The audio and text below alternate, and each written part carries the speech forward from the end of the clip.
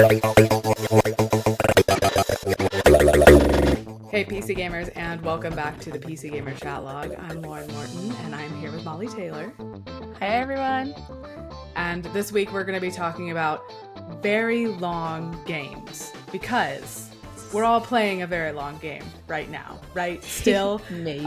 because it's so dang long. Some of us are still losing our evenings to Balder's Gate 3, but it's put us in the mood to talk about whether or not people do still love long games. And like, spoiler alert, the answer appears to be yes, right? It seems to be we do, despite some intermittent years of like malaise around the concept of 100-hour adventure and or RPG. So, But before we get to that, Molly, what did you do last week? Yeah, so I recently got back from playing in a Tekken 7 tournament. That was fun. Yeah, so if any of you follow me on Twitter, you will have seen that I went to a fighting game tournament in the UK called Versus Fighting, and I played in my first ever Tekken 7 major. So I've played in like little Tekken 7 tournaments, like little local ones a few times this year, but this was my first major competing. I've been to Versus Fighting for like the last 4 years now. Well, the last 4 events, then COVID happened and it didn't happen for a couple years, but I've been to Versus Fighting since 2018. It is my local major, always spectated, never participated. This year I was like, I'll do it because Tekken 8's coming out in January. So I was like, it's the last Tekken 7 major I will be able to participate in. It'd be nice to say that I'd done it. I hadn't played for like 3 months when I went. Oh, wow. Yeah, I had not played the game for 3 months. I've been so swamped with everything that I just hadn't had the chance. So I was like, it's okay. I'm going to like go O2. I'm just going to get knocked out immediately. It's going to be And yet fine. And yeah, I somehow won 2 games. I went 2-2. It's the best I've ever done in a tournament. It is. That's so exciting.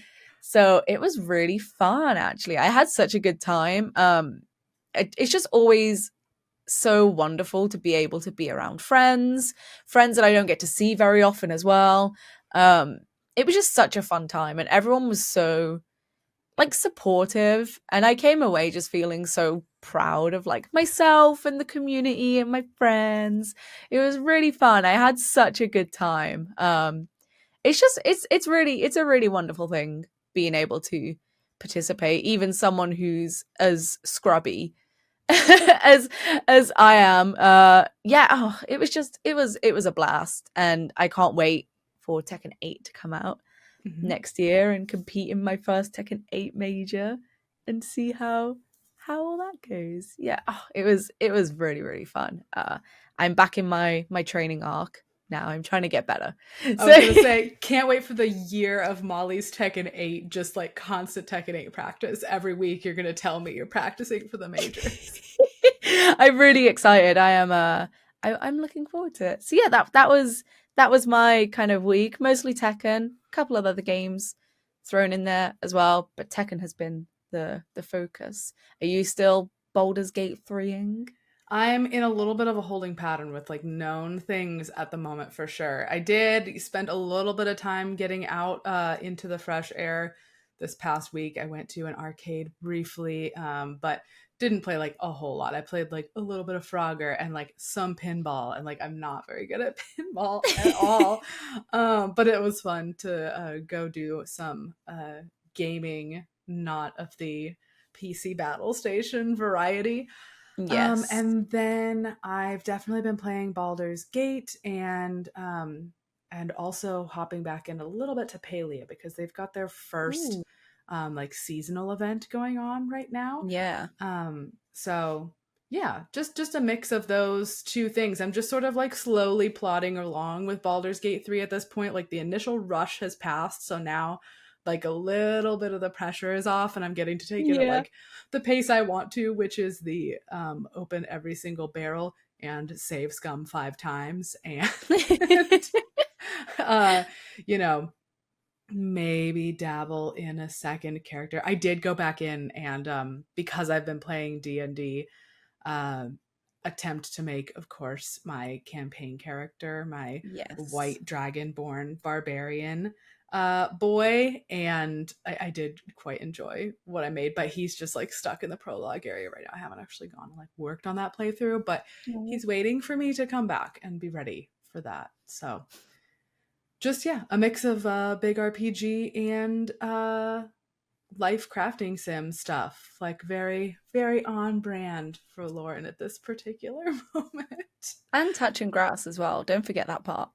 Very important. I also do that very rarely. So Yeah, great. make sure all of you listening or watching, make sure you all go and touch grass as well. Make sure you go have your filler episode where you go to the arcade or a fighting game tournament or something else. Filler episodes are good for your brain and your mental health, in fact. Have your beach episode. Arc. Yes, have your beach episode. Awesome. Well, then, Molly, you and I are going to get into it with some of the biggest, longest games that we've played. Yep. So, Molly, we're talking about long games today because it feels like we're having this moment right now, and I'm not sure, like, we're having this moment in the wake of Balder's Gate 3, right? Let's just address the Balder's Gate 3 in the room, right? We've been talking about it for weeks, and it's a long RPG, like longer for those of us that are like stubborn and redo things constantly, even if you just like and remake characters. Some of us, we won't name any names, might have done that. Someone might have done that. And it makes it even longer. But everybody is enjoying it so much and how much game there is there. And it seems silly to say, like, oh, yeah, like, remember people love long games, like really big campaigns and lengthy stories? Because, like, of course they do. Did they ever not? Like, is this even a real discussion? But every time a game like this comes out, it is a real discussion. And it is a thing that people are talking about. And I just want to know why you think that is. Like, is it... like, do people get exhausted of big games, or we just sort of forget about them? Does it have to do with live service games? Not that everything is live service games' fault, but I think it's a little bit of everything, you know, like I think live service games have definitely perhaps like killed the desire somewhat to invest time into kind of big games, right? Like maybe between like Destiny seasons or something, you can pick up like a 10-hour game that can be sort of completed in like a few nights or something like that. But when you're suddenly investing like weeks of your time into a game while also having to do like dailies and weeklies and like all this other bullshit that comes like kind of packaged with a live service game, I definitely think it's like more off-putting to do something like that. And also I think there was just this, you know, we say, oh, was there a point where people didn't really like long games? And we're saying like, yes, there kind of was a point. I think that there was this like exhaustion with just how these games were being delivered, right? Like how they were being presented to us was like, oh, this is a 100-hour game, but 30 hours of it is story and 70 hours of it is like fetch quests and go do these random mini games that are like thrown around everywhere. I don't want to name names. I don't want to name, you know, name names, Molly. Everybody knows who makes the games where you spend 70 hours collecting points on a map of different activities that don't do a whole lot. Name the name, because we're going to give them credit after that for what's coming very soon, right? Okay, yeah. So you know, Ubisoft have they've I think they sort of changed the trajectory at one point of how these like big games were being delivered, right? Because games were getting bigger and bigger, the worlds that they were set in were getting bigger, and there are like easy ways to populate that world with stuff to do, right? And I think it worked initially, but then when sort of Ubisoft kept doing it and then other developers were like, oh, this is all we have to do, and then like they started doing it as well, I feel like it just became, people were like, oh, this is kind of bloated actually, like I'm not really down. I don't want to play a 100-hour game. You started hearing more people, me, I said that. I don't want to play a 100-hour game. I want to play this like short focused thing. Like There are many reasons people loved Disco Elysium, but I happened to look at like my Steam playtime, 30-hour game. Like it's an amazing 30-hour story game, not 100 hours of forever and ever. Like totally different from Ubisoft, like action open world thing, but just a point. For sure. So it's fine. I think like I said, I think there was that period of time where people were kind of like tired of it, but I think as like Baldur's Gate 3 has kind of proven, you can have like an 80 to 100 hour game that is genuinely like interesting. Like there's a lot of stuff to do. It's not just kind of going from point A to point B, like picking little things up along the way. Like they do it in a more like interesting way, I guess. And Baldur's Gate 3 is not the first and it won't be the last to do that. But I think games like this remind people why they actually enjoy kind of lengthier games, I guess, right?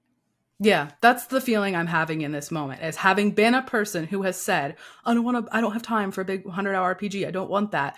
And then now I'm in the middle of what I know. I know my final playtime on Baldur's Gate 3. I think Fraser Brown, who reviewed it for us, I think he said he clocked 120 hours by the time the credits rolled, give or take.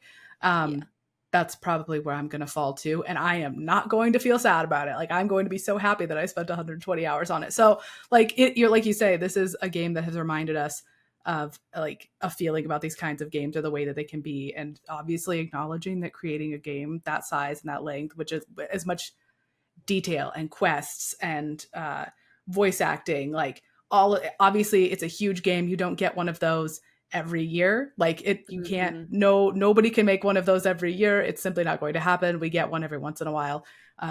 We happen to be between a couple long games. So that's just kind of the year we're having. 2023 is really big.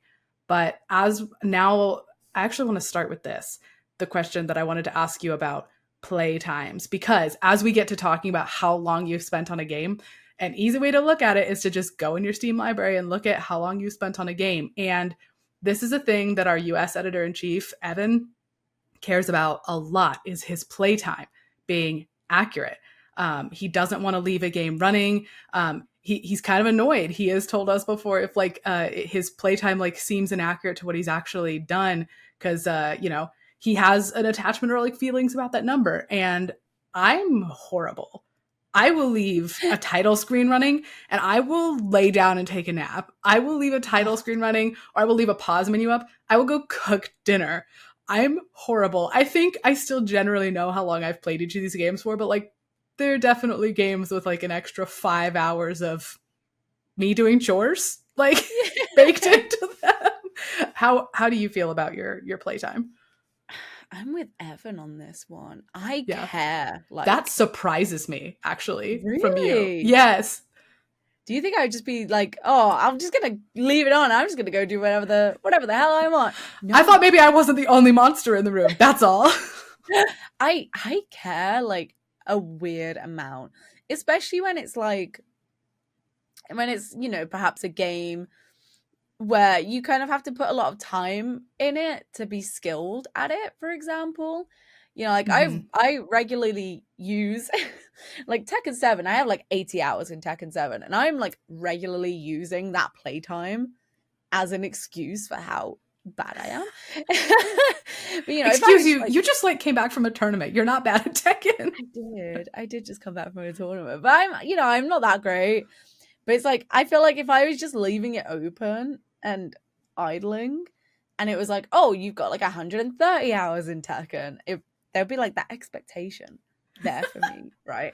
So from yourself. Yeah, myself. It's like I like having like an accurate reflection. I like being able to go back maybe like a few years down the line and be like, oh, that's so cool. I didn't realize I played this game this much. Or like on PlayStation, my PlayStation claims that I have like 240 hours in Saints Row 4.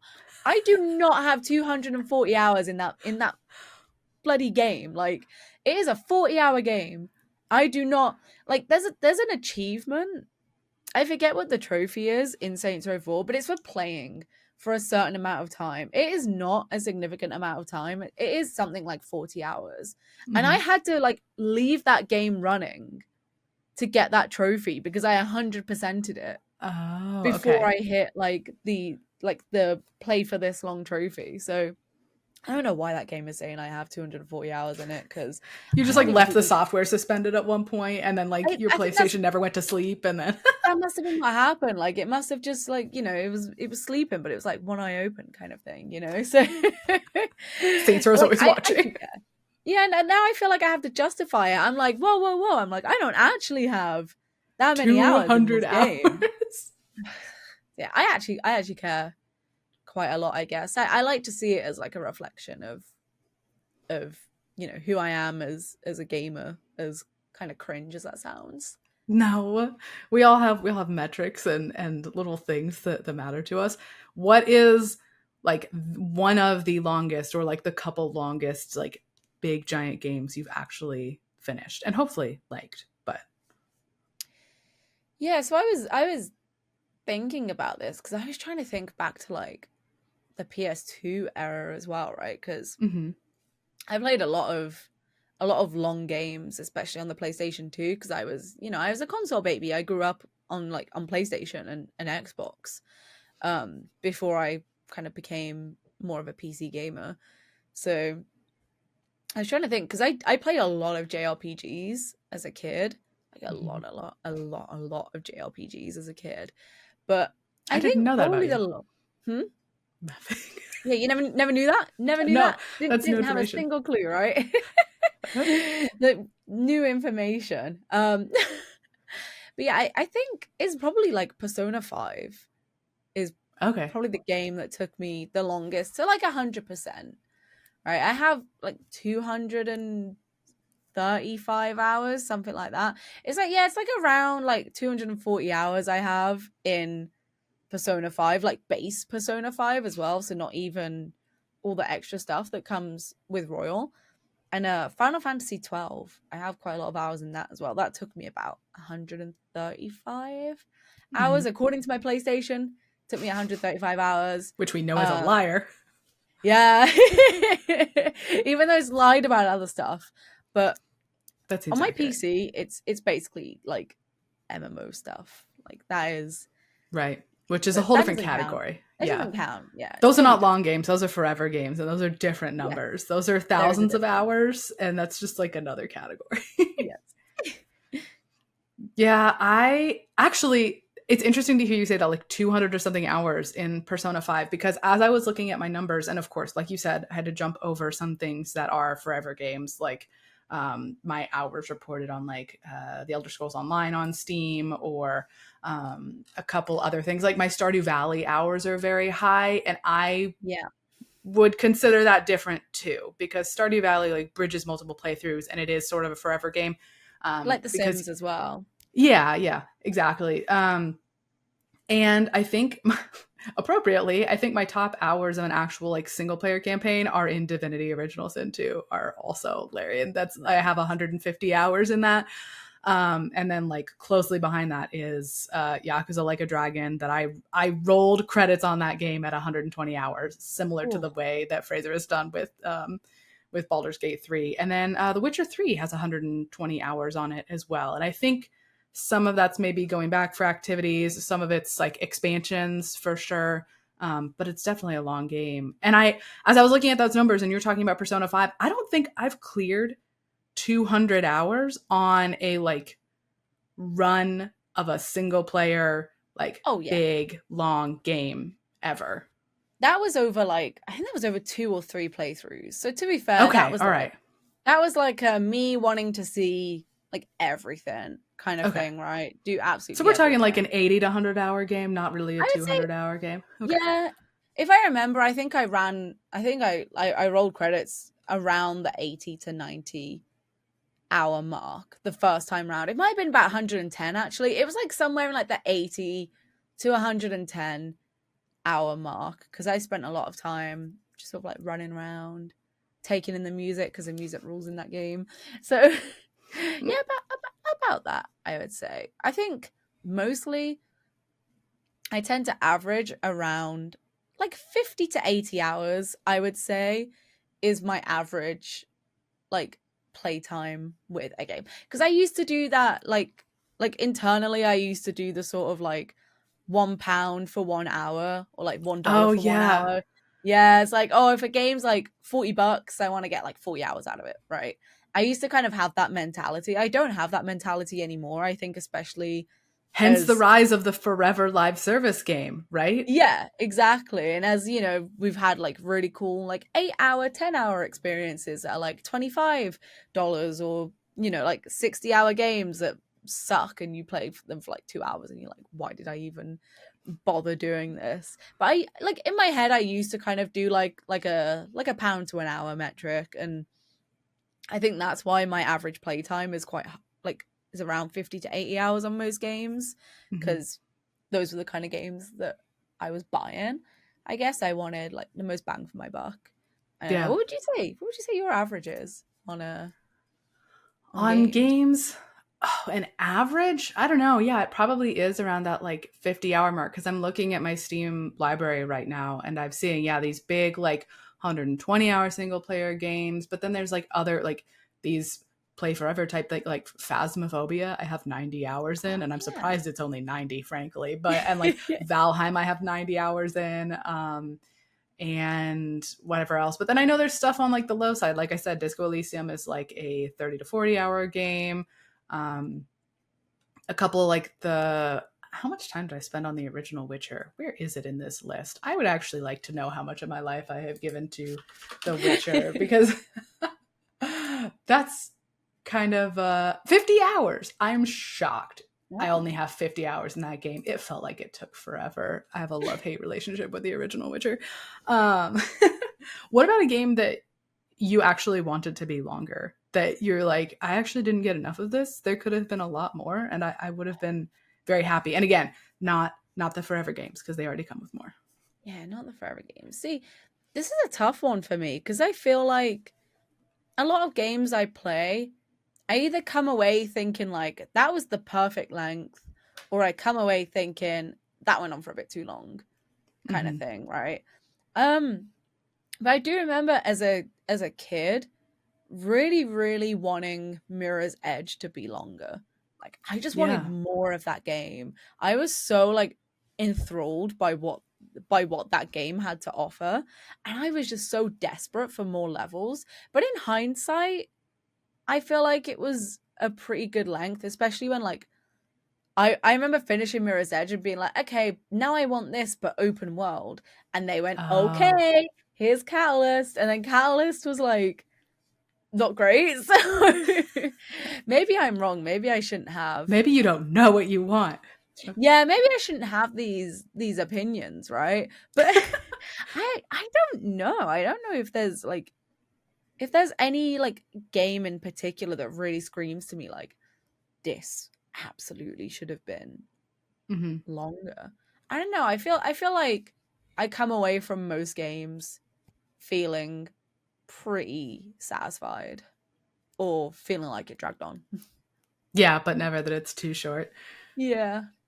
I would say I also kind of struggle to pick something for this, but I think of all the things I'm like looking at in my library, Shadow of Mordor, uh, Mhm. the like action but sometimes stealth Lord of the Rings game. Like I my playtime on that is apparently 25 hours, and I know I beat that game. So it was really only a 25-hour campaign, which like everybody goes on and on about the Nemesis system. We all love the Nemesis system where you either kill an enemy or get killed by them and then they will come back like newer and stronger and like reference the time that they like kicked your head in, and you have to like start taking apart that system is great, still love it a lot. I feel like I could have done with maybe 80 hours of like getting through fortresses and taking out people one by one. It's not like a serious stealth game. Like it's not like extreme stealth, but like there was a nice little mix of action and stealthy bow guy kind of stuff. Like I think I could have done with more of that. But like you said, maybe if I got it, maybe if I got the full big open world, even bigger than it already was, maybe it would have been too much, actually, Yeah. if I were truthful to myself. Do you have a long game that you're just like never gonna play? You're like, sorry, it's not gonna happen. The Witcher 3. The Witcher 3. Sorry, I've tried a couple of times. Okay. I think I spoke about this on a previous episode. Is like I have tried with The Witcher 3 like on a couple of occasions, and I can see that it's like a very good RPG, but I don't know, like the thought of playing it is just so overwhelming, and every time I do play it, I'm just not having as much fun as I know I should be, which sounds stupid, right? Because it's like I know it's good. I'm not saying like objectively it's bad. It's just it doesn't click with me in You're a not way that having a I good was. time and you don't know why, and Yeah, that's just it's like upsetting. just didn't click with me in a way that I was like expecting it to, I guess. So that's definitely like one that I would just never get through. And I don't know. I keep telling myself I'm gonna get through the Yakuza series, but am I? I'm Am waiting. I? Because collectively, there's so many hours There are that so go many into that. hours.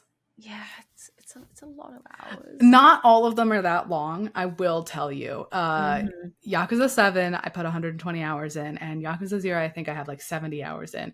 Yakuza 1, 30 hours. Yakuza 2, 40-ish, something like that. They sort like the middle ones are not quite as of an undertaking.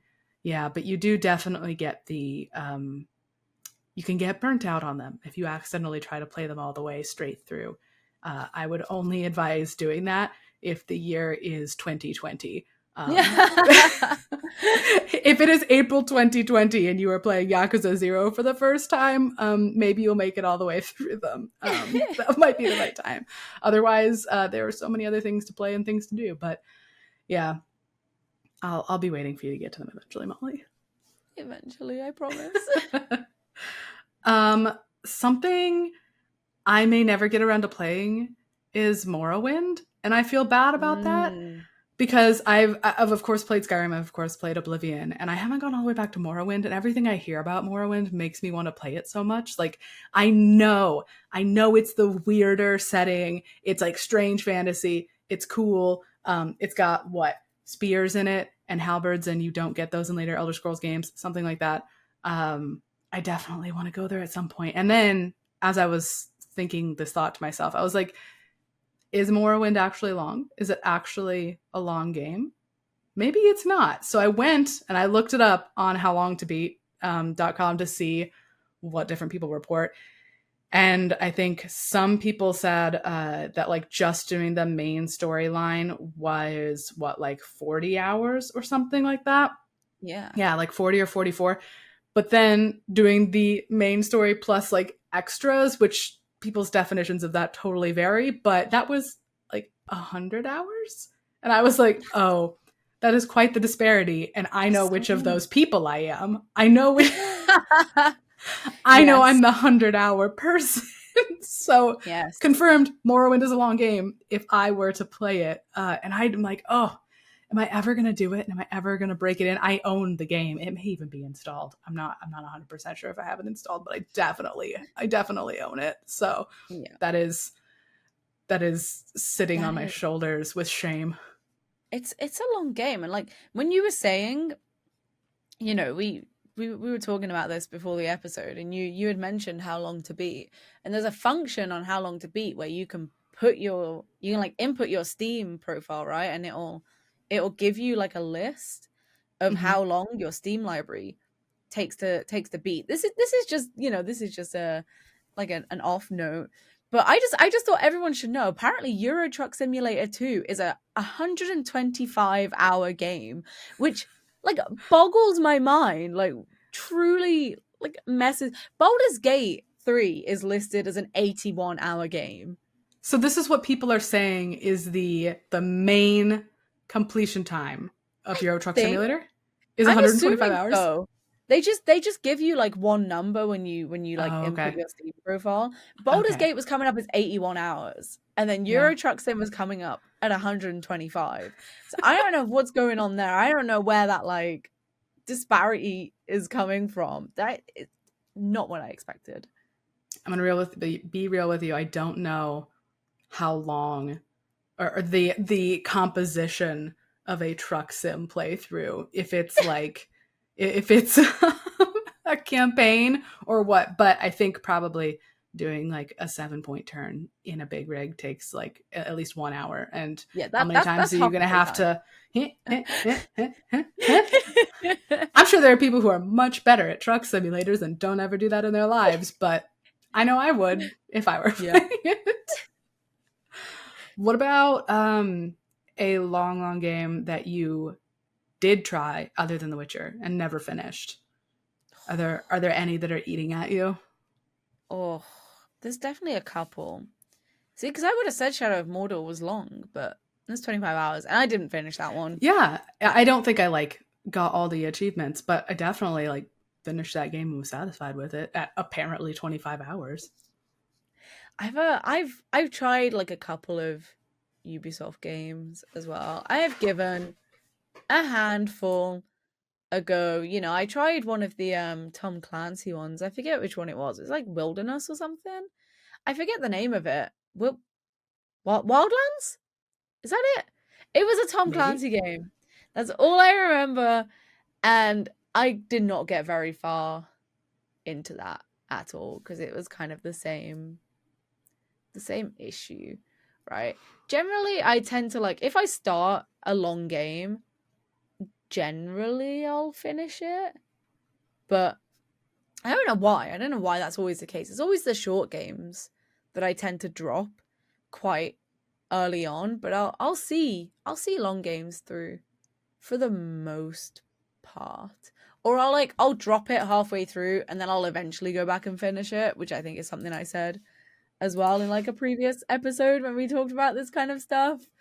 So yeah, I don't know. Apart from like a couple of Ubisoft things, really. My brain is like really failing me. The Witcher, definitely. I don't know. I don't know what it was with that game. Oh, there was a Star Ocean game as well. I remember now. There was a Star Ocean game that I put like 5 minutes into, and I was like, nah. I didn't know what it was. It was like there's like a specific brand of JRPG jank that I can't deal with. Like I can't handle it.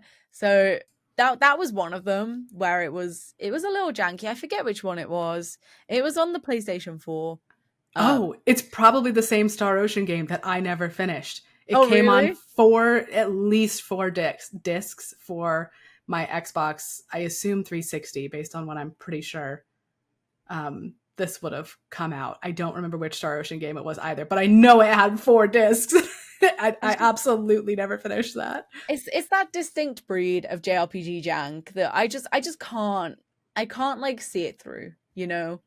So that is one of them that I played and never finished. And a couple of the Atelier games as well. Atelier Oh, yeah, Verona. we've talked about Atelier before. Yeah, we've also talked about these games. I started one of them on my Vita back when that was a thing that I was that I was playing on, and I was having a lot of fun with it, but I don't know, again, it was just kind of one of those that I ended up dropping. I would like to finish that one day.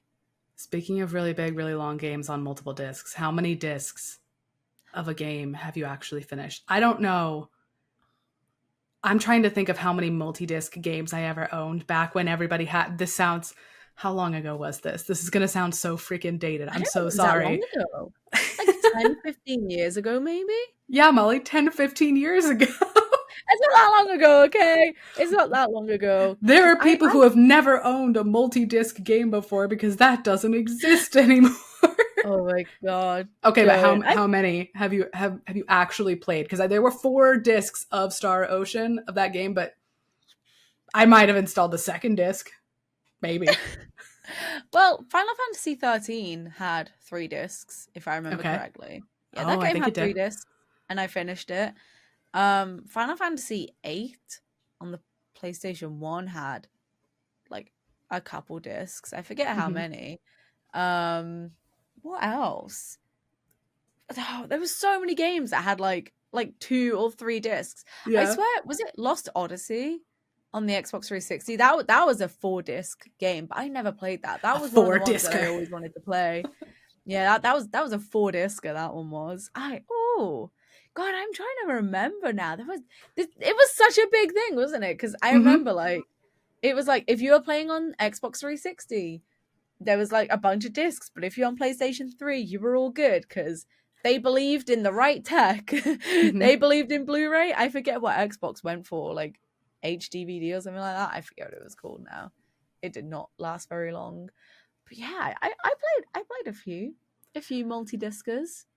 I am now remembering uncovering my original Fable discs at my parents' house. This was like years Oh, ago. I that was a found them. multi-disc. Oh yeah, on PC. And I did finish the original Fable. I memories of it totally gone forever. But I definitely finished that game, and it was either 3 or 4 discs on Oh my goodness. PC, CD-ROMs, several of them, and I did like unearth. They were like strewn in various places, of course. Like one was like in a childhood desk, and like one was like Yeah. with the Xbox games, and I finally collected like the freaking Infinity Stones or the Dragon Balls. Fable. I was like, I found all of the Fable CDs, and will I use them? No. This does not have a CD. It does not have an optical drive, but just like, I found them. They were real. Mm-hmm. Good memories. I'm trying to remember if I had any multi-disc PC game. Was PC The games. Sims 2 multiple discs? Oh, I bet it was. I feel like to install it, it was multiple discs, but then you could Maybe just like run run it it. Yeah, off one disc, if that I sounds remember like that was correctly. probably true. Yeah, Sims 2 or Sims 3, I'm almost positive was like a multi-disc Hard to remember because no installation. matter what you did, you had multiple Sims discs because you had the Yeah. expansions. You had at least 2 or 3 expansions going Mm-hmm. on. For me, game that is eating at me that I have started and never finished, and this is embarrassing, is Elden Ring. Um, Oh, that's fine. I never even touched that game. I loved Elden Ring, and of course that was one of the last big experiences. It's this current moment we're having with Baldur's Gate 3 is reminding me of the moment of Elden Ring. You and I think we're probably recently official full-time PC gamer people around the time that Elden Yeah. Ring came out, and that was a big team moment. Everybody was playing together, sharing screenshots, finding new things, and telling each other about secrets. And so this moment feels like that moment. And I never finished Elden Ring. I like enjoyed that first like 40 hours of just like feverish sharing and experiencing Elden Ring. And then I got to like Liurnia of the Lakes or something, and I think I ran out of steam because I was having God. that effect that like I have admitted to before, is that I have like different playthroughs with different friends because I have Yeah. like disparate friend groups. So I was like playing with one friend on PC, a different friend on PC, and I had a copy on my PlayStation 4 that I was playing with a friend Oh as my well. I was God. so split that by the time I got to Liurnia, I was just like weary, and I never finished Elden Ring. And that's still, I need to do that because I finished the other Souls games, like mainline Souls anyway. And I Yeah. definitely did all of Bloodborne with a friend. How long was Bloodborne? That's not some information that I have hidden on my Steam profile for obvious reasons. I feel like that was a lengthy one, right? It sure felt like it, and I did it all in co-op, so longer? Probably, I don't know. Mm. Maybe longer? Hard to say. I feel like less boss attempts when you're playing in co-op, potentially. That takes some time off, but also it's co-op, so you end up goofing around more. Probably. Yeah, no, I never even started Elden Ring, so I did not touch that game. Molly, for shame. I know I'm not a Souls girly. I don't got that dog in me. You know, I can't do them. I liked watching everyone else play. Hmm. Doing it myself. It's one of those games that I just will never have the desire to play, I don't think, as much as people like to tell me how good it Yeah, is. I'm sure it's it is. okay. I'll never play fighting games, so That's okay. we all have our I wish things. I didn't either. That is an unfortunate time sink that you can't avoid if you're into it. Yes. Um, I did want to talk a little bit about Ubisoft games after, as you were mentioning, the Ubisoft bloat, the quintessential, like everybody knows about this. This is not a groundbreaking statement to make. Everybody has made jokes about the infinite open world Ubisoft collection of icons on maps and how exhausting it can get. And we are very close now to Assassin's Creed Mirage coming in October, which is, they have mentioned, is like kind of downsizing. It's going to be a return to like genuine stealth, unlike Odyssey and Origins and Valhalla, which have been very big open world action experiences and less focused on the mechanics of stealth. And it's going to be smaller. You're not really an Assassin's Creed person. Is it for that reason? And are you maybe going to try Mirage if it's like tighter? I don't remember if I've told this story before. I love it when people bring up Assassin's Creed because I get to drop a little bit of Mollie lore. Okay, so back when I was a console girly still, it was like a summer, it was like a school summer like holiday thing. And I went with my dad to like a secondhand video game store, fully intending to pick up a copy of Assassin's Creed 1 and Assassin's Creed 2. That was the play. We were both going to play through the Assassin's Creed games. We were going to like get into the series. And we walked out with a Connect and a copy of Connect Adventures. And I just never got around to playing it. And, you know, those games were a lot tighter and a lot more focused as well, right? Like the early AC games. And then kind of around the time when my interest was starting to peak again was when they were going like towards the sort of open world, like collectathon kind of that everyone was memeing on. And because of that, I never got into it, even though like Black Flag really appealed to me. That was one of the ones I was like really wanting to play, and I just never did. But I like the look of Mirage. I think Mirage looks kind of fun, and I think scaling things down will do a lot of good. I think that is something that, you know, knowing when to edit yourself is a skill that takes a lot of time, I think, right? And like scope creep, cut the word count, friends. Yeah, exactly. And like I feel like scope creep, especially in games, is just so easy like for it to happen, right? You know, you want to make the next game bigger and better than the last one, and how do you do that? You just make everything physically bigger, right? And I think eventually that does get quite tiring. So I think some people will see downsizing as a negative, but I don't see it as a negative. I don't know how you feel about that. I'm positive on it on like both axes as well, I think, because specifically I enjoy like stealth action stuff. I really like the puzzle of it, and I like the tactical bits, and being sneaky. So I like the return to that from just like open world action, which like I've played big open world action games. You know, I put 120 hours into The Witcher 3, and that's not the same thing as an Assassin's Creed game, but it's more like an Assassin's Creed recent game than it is like an Assassin's Creed older game. So I'm excited to get back to that for sure. And then, yeah, I think I am happy with like tighter focus and not the big open map. Because as we've said, there's a big difference between a game being long in that fashion and a game being long in, I guess, the fashion that RPGs tend to be. I'm not that RPGs can't commit like extreme cardinal sins of bloating things with fetch quests and making them long for no reason whatsoever.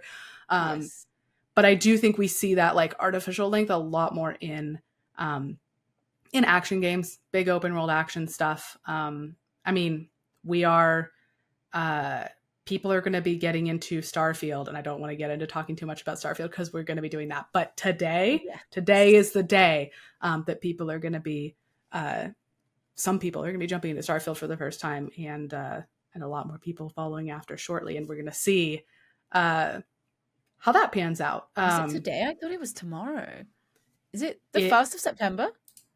Okay, so it's the 31st in God. time zones in the Americas. It's the end of the day on the 31st. So that is today.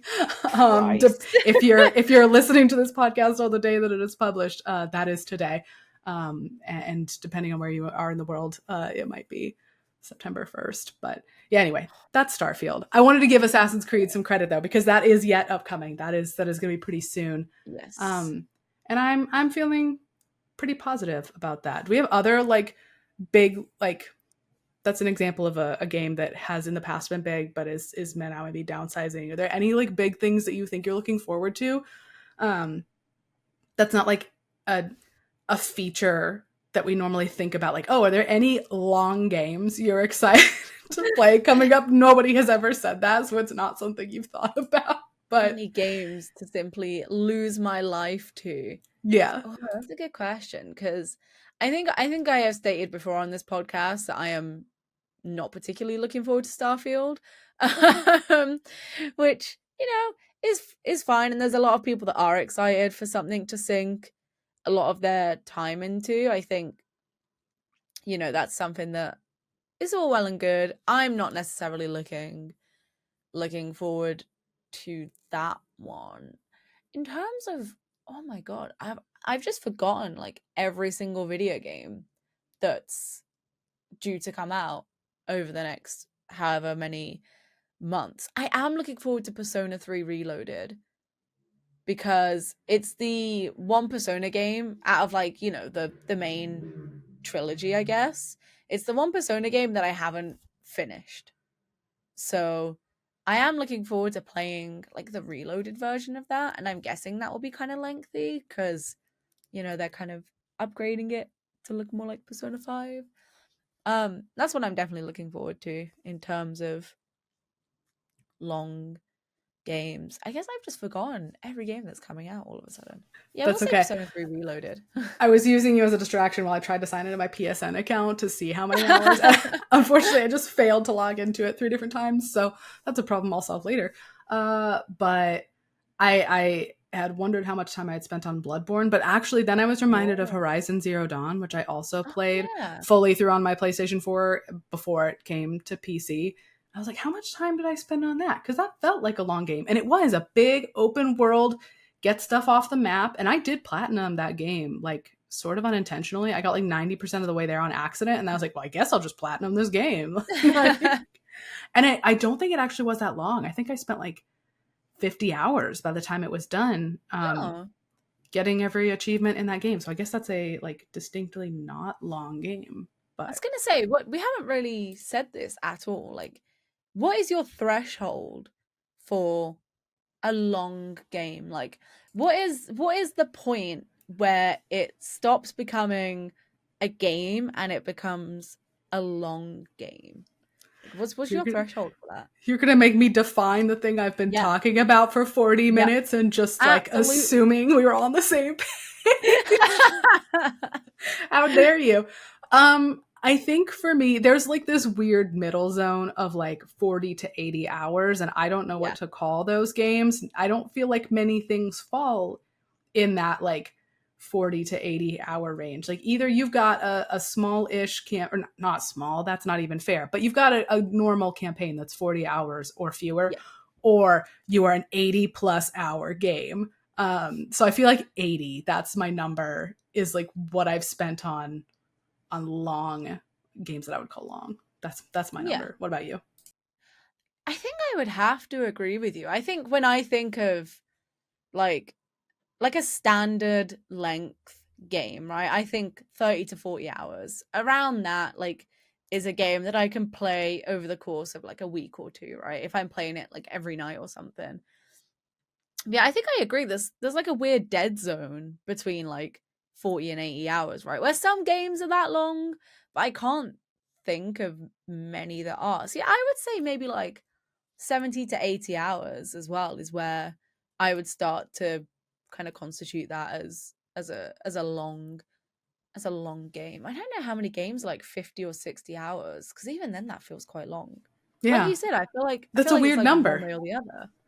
Mm-hmm. It's a weird number. So yeah, I would say probably about 70 to 80 hours is where things start getting like pretty pretty long. I would say like a 10 to 20 hour game is like a nice, short, focused experience. And then 20 to 30 hours is like, again, maybe, like you're like Miles Morales or something, right? Where it's still like a good, like decently sized game, but it's kind of condensed. And then 30 to 40 hours is what I would say in my brain is like standard, I guess. But there is no standard, really. Like a 10-hour game can be just as amazing as a 30 to 40 hour one. But I think when I think of like AAA games, I guess I think of like a 30 to 40 hour experience. Yeah, I would say 8 hours too. Yeah, that's fair. Well, I'm just thinking about what the rest of my year is going to look like. And like you, I'm looking at the calendar. I'm like, I mean, there's a couple things that I'm definitely interested in. Like October is definitely going to be a big launch month for a lot of games. But also I'm getting the sense that we right now are looking at what is going to be a big part of the rest of this year is going to be people spending a lot of time on Balers Gate 3 and or a lot of time on Starfield with a mix of Assassin's Creed and Alan Wake, things like that thrown in as well. So yeah, I'm expecting to rack up plenty more playtime on my profile when it comes to both of those things in the backlog. Yeah, I'm totally gonna make time for all of these games I said I hadn't finished. Someday I will go back to Liurnia and I will get to the end of Elden Ring. We'll see. Well, thanks, Molly, for talking with me about all of the longest games that we've played or not played. Yeah. Played! No! Molly, there's too much Baldur's Gate in your brain right now. I'm done. Shut me off. Turn the mic off. Happy Thursday, everyone. Happy Thursday, everyone.